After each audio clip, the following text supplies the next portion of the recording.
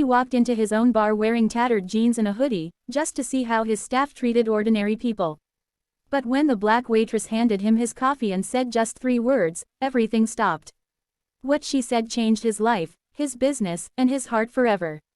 Before we dive in, smash that subscribe button, because this story will make you believe in second chances and true strength. The rain tapped against the windows of the Velvet Bean, a sleek, high-end cafe on the corner of downtown Manhattan. It was known for its elegant ambience, live jazz, and the kind of espresso that made you feel richer just by holding the cup. But tonight, the man who owned it all, Lucas Grant, a 36-year-old tech millionaire, wasn't here as the boss. He walked in disguised, old denim jacket, faded jeans, beanie pulled low, the goal, to see how his employees treated people when they thought no one was watching.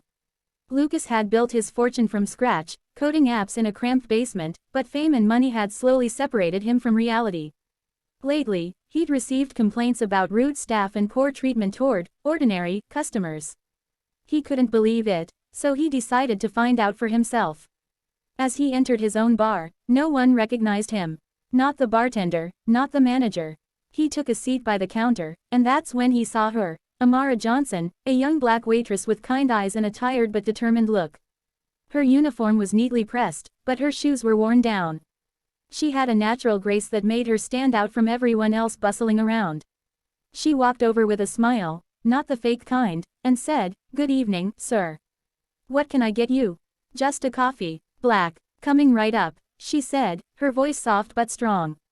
While she went to prepare his drink, Lucas noticed something: how she helped the older woman at the corner who was struggling with her purse, how she comforted a crying child with a napkin shaped like a flower, and how she politely handled a rude customer who snapped his fingers at her.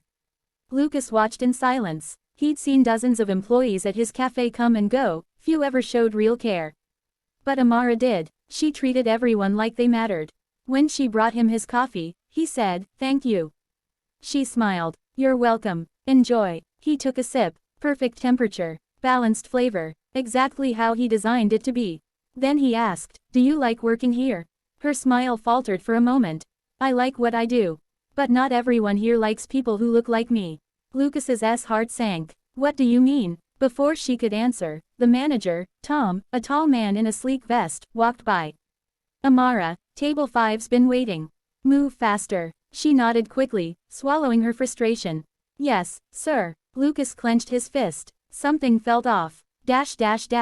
As the night went on, Lucas noticed more. Tom and a few other staff members treated certain customers differently. Those who looked wealthy got attention, smiles, and free samples. Others, especially people of color, working-class folks, or young couples, got cold service or were ignored entirely. But Amara, she served everyone equally. When things slowed down, Lucas asked quietly, "Why do you stay here if they treat you that way?" She hesitated, then said softly, "Because I need the job. My mom's sick, hospital bills, and because I believe change doesn't happen if everyone walks away." Lucas stared at her, humbled. He'd spent millions on charities, but here was a woman working double shifts, fighting her own quiet battle with dignity. Moments later, Tom stormed over. "You again, Amara. You gave that guy free refills." He looked cold, she said calmly. Tom sneered. "You're not here to be kind. You're here to follow rules." Lucas had heard enough. He stood up, ready to reveal himself, but stopped when Amara spoke, firm and clear. "With respect, sir, kindness doesn't need a rule." The room went silent. Customers looked up. Tom's face turned red. "Watch your mouth, or you'll be out of a job." Amara took a breath. "If doing the right thing costs me a job, maybe it's not the right job." Lucas's heart pounded. He hadn't seen that kind of courage in years. Not from CEOs, not from board members, not even from himself lately. He left quietly after paying, leaving a $100 tip. But he didn't go home. He waited outside, in the rain, watching as Amara clocked out, pulled her worn jacket close, and started walking toward a bus stop. Something inside him stirred. He followed from a distance until she stopped by a small hospital. Through the window, Lucas saw her sit beside an elderly woman, her mother, and feed her soup with gentle care. He realized, this woman wasn't just kind. She was extraordinary. The next morning, the cafe buzzed with its usual rhythm. Tom bragged to another worker about keeping staff in line. Then, the door opened. This time, Lucas walked in wearing his tailored suit, hair slicked back, the air of authority unmistakable. The staff straightened. Tom rushed over, pale. Mr. Grant, we didn't expect. Lucas raised a hand. No introductions needed. I was here last night. The room froze. Tom stammered, you were the guy. Lucas turned to Amara, who looked shocked but composed. You served me perfectly. Everyone else, take a seat. We're having a talk. He addressed the room. I built this place to treat every person with respect. I wanted it to be more than coffee. I wanted it to be warmth, equality, community. But what I saw last night broke my heart. Tom started to speak, but Lucas cut him off. You humiliated my best employee for being kind. You discriminated, and you made my dream look ugly. Then he looked at Amara. You reminded me what real value is. What kindness looks like. Tears welled up in her eyes. I was just doing what felt right. Lucas smiled faintly. And that's exactly what I forgot to do. He turned to the staff. Tom, you're fired. Effective immediately. Gasps echoed. Lucas then said, Amara, I'd like you to manage this cafe. With a raise, and full health care for you and your mother. Amara's hand covered her mouth. Sir, I don't know what to say.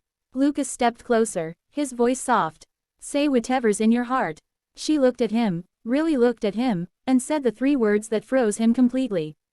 You remembered me. Lucas blinked. What? She smiled through tears. 3 years ago, before this cafe even opened, you were sitting on a park bench in the rain.